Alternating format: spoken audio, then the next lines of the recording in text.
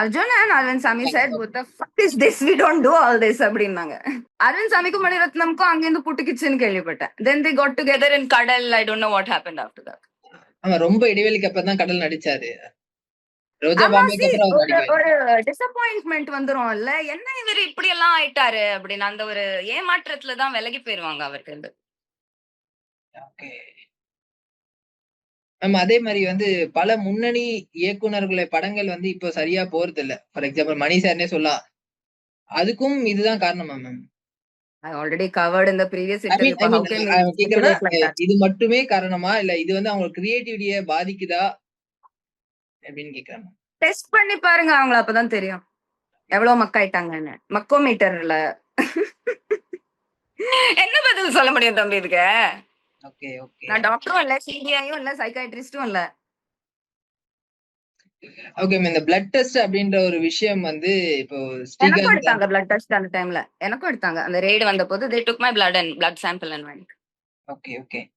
So அந்த மாதிரி எடுத்தா நிறைய நடிகர்கள், இயக்குனர்கள் மாட்டுவாங்க. மேம் பட் அதுக்கும் வழி இருக்கு. லைக் டிப் ஆஃப் கிடைச்சிருச்சு ஏர்லியர்னா 3 நாள் கேரளாக்கு போய் ஆயுர்வேதா ஏதாவது ஷாலாக்கு போய் சோனாகினா பண்ணி இறக்கிடலாம் அந்த ரத்தத்துல இருந்து நிறைய ட்ரிப்ஸ் கொடுத்து. You can replace your body fluids. Athletes do it all the time. Athletes, boxers, athletic உலகத்துல இது பண்ணுவாங்க. அத்லெட்டிக் உலகத்துல நிறைய ஆச்சு இதெல்லாம் கன்சம்ஷன். ஓகே. அங்கேருந்து இந்த நாலேஜ் பகிர்ந்துப்பாங்க, நாலேஜ் ஷேரிங். ம்.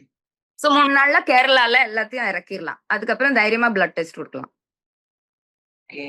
சோ இப்போ கிருஷ்ணா அப்ப படம் அந்த தகவல் வந்ததுக்கு அப்புறமா எனக்கு 3 நாள் டைம் கொடுங்க, வீட்டையும் கிளீன் பண்ணிடுறேன், 3 நாளுக்கு அப்புறம் ரெய்டுக்கு வாங்கன்னு சொல்லலாம், வருவாங்க. ஓ. சோ ஒருத்தருக்கு டிப் ஆஃப் போகும், ஒருத்தருக்கு டிப் ஆஃப் போகாம அந்த ஆளை பலிக்கடாக்குவாங்க. பேசிக்லி 2 பேருமே கல்பபிள்.